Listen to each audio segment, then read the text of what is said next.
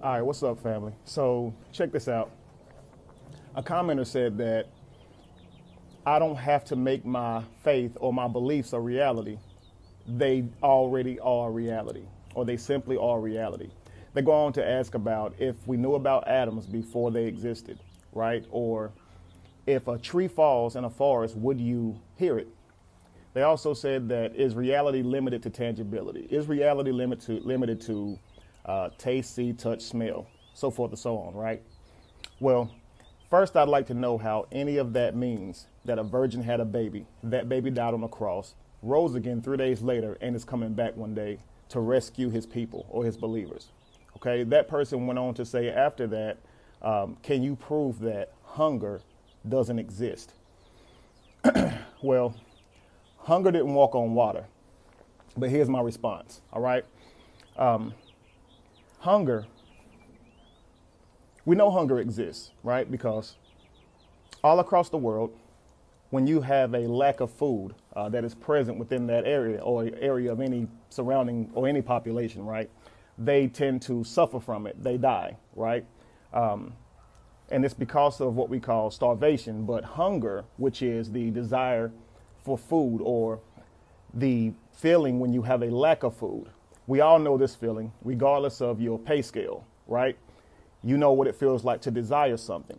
But how do we know that hunger exists? Well, any one of us, that means race, culture, even animal species. If you are presented with a lack of food, you're going to show glaring signs, right? Weight loss, probably hair loss. You're going to show weaknesses, possibly even death. But let's not forget hunger, the feeling or desire of food. We're all going to feel this feeling inside of us, regardless of where you live, regardless of whether you actually call it the word hunger.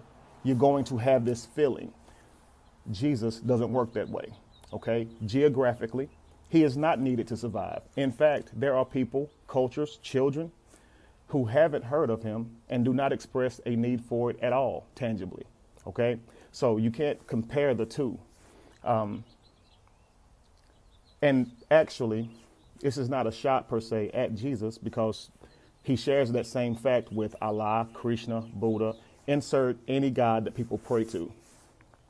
If you haven't heard from them or heard of them, you simply are unaffected or unaffected by it.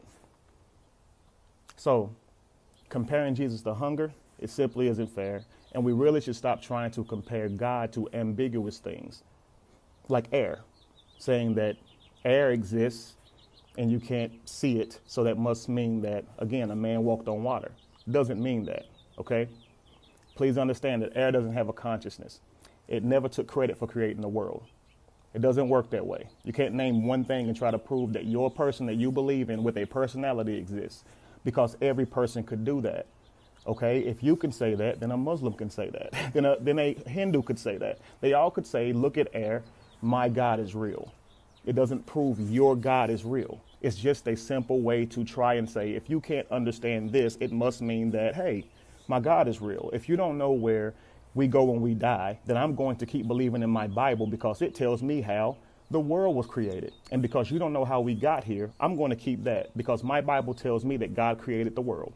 Well, the Quran tells Muslims that Allah created the world. Okay? Please understand that these books that people believe in, they have creation stories.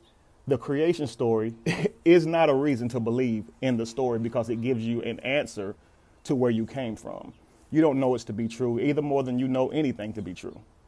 It simply isn't a good enough reason to accept something, especially when you have no evidence. And fear of a hell is simply not a reason to actually, invest your faith into something. Always use your logic. Nobody should be able to tell you where you're going to go when you die. No one can prove it. It's really that simple, especially when they're telling you you're going to burn for an eternity. How would they know that? Just think about it. No one can prove that. Period. That's all I got to say. Peace, fam.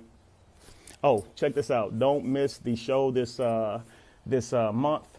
It's going to be the 25th, and that is in Texas at the Pan-African Center. 25th at 3 o'clock. That's it. Peace.